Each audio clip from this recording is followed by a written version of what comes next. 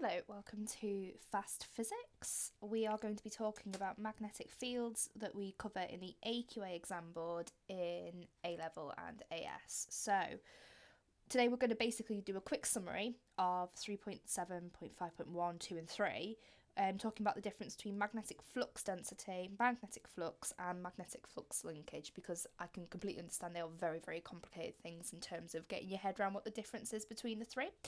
So in terms of thinking quickly about what a magnetic field is, when we think about a magnet, we all know that there is a field surrounding the magnet.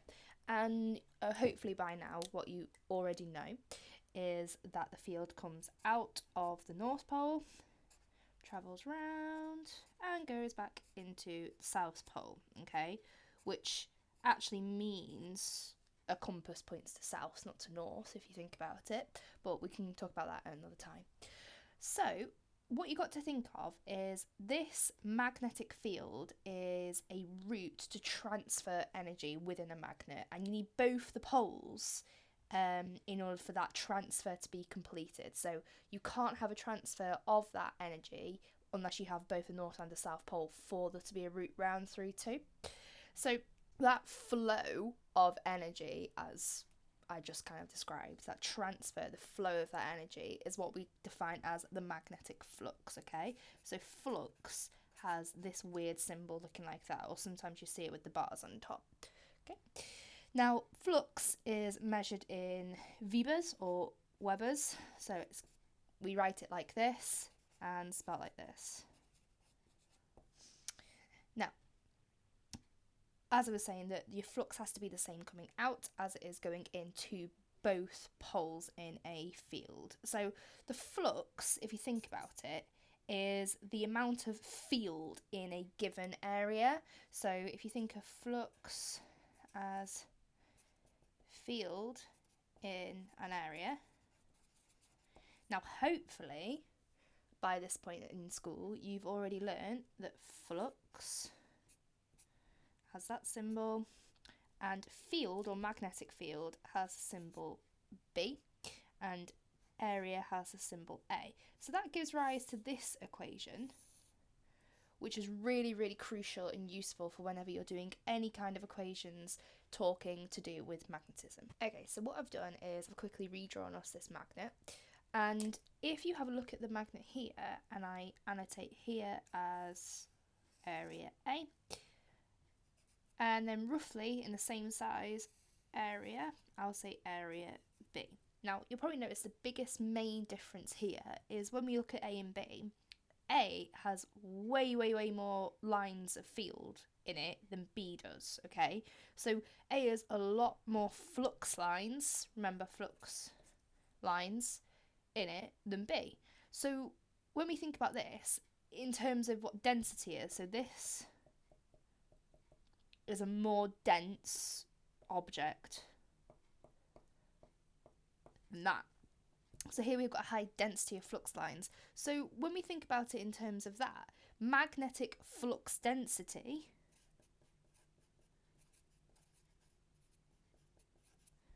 symbol B, okay, is how many of these lines are cutting in a certain area. So that is measured in Teslas. So flux density, symbol B, measured in Teslas. Now, you have to know for your A-level exam the definition of what a Tesla is. So, ta-da, here's one I have made earlier for you guys. The definition of a Tesla. So a Tesla is the strength of a field, obviously magnetic, that causes a 1 Newton force in a 1 meter wire with 1 amp flowing through it. So here's that equation I showed us before.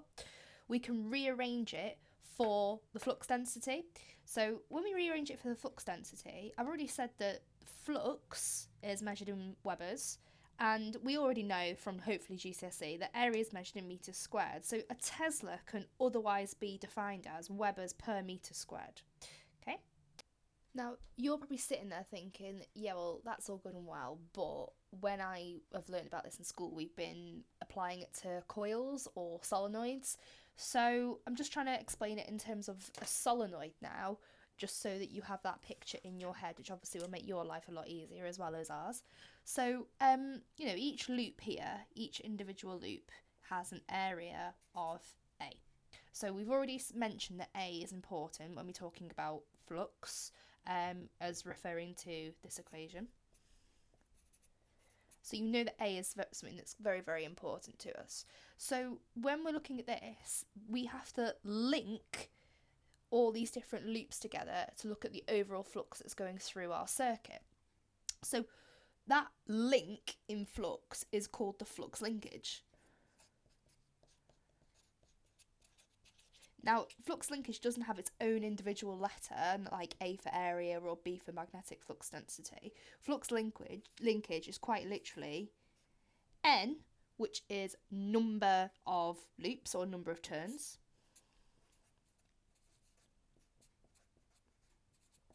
and this is your flux. So, flux linkage, the unit is Webers per turn. Yes, that is a real unit, okay? So flux linkage, quite literally, all it is the flux, but in a given object, and you find it by timesing it by the number of coils or the number of turns per area. So if we apply that to this equation, what you have to think is you have N added on that side of the equation. So therefore, if N's been added here, you've got to add N here to balance it back out. So this is another equation that you'll see and hopefully be using quite a lot. Okay. So, last but not least, we have to consider, we've done coils, and now we've got to consider just a straight line, a straight wire. So when we're doing this, we can use the easy right-hand rule, okay? What you have to do is you have to consider your thumb as the direction of your current flow. So my current flow here is going upwards, so it's got to be your right hand. You can't do this with your left, otherwise it doesn't work whatsoever, okay? So you know this, you know which direction your current's flowing from because you look at the power supply. So in your power supply, you have your positive and your negative terminals, and we always consider that current is flowing from positive to negative. Now we know that isn't true, we know that it's not the positive charges that move, but when we're talking about current, we always consider it flowing from positive to negative, not the other way around. Even though that is what it actually does, we don't consider it going that way. Here's my wire, so my current is going to be flowing this way, which means this is the positive end, this is the negative end. So, if I was to try and find out what my magnetic field is doing, what you do is you get your thumb and you point it in the direction of that coil, okay, or that wire, and see which way your fingers bend. Now, my fingers are bending around this way, which means my magnetic field is doing this. So, it goes around in concentric circles, but we have to work out, well, what direction's the field going? So if my fingers are going around this way, then that is a direction of the flux. Okay, well, I hope you found that quite useful. So next we're going to be going into FBI and Fleming's left-hand rule. So this is again another topic within magnetic fields that are really, really important. So what I'm going to do is I'm going to go have a nice cup of tea, and I will hopefully see you in the next video. Cheers, bye!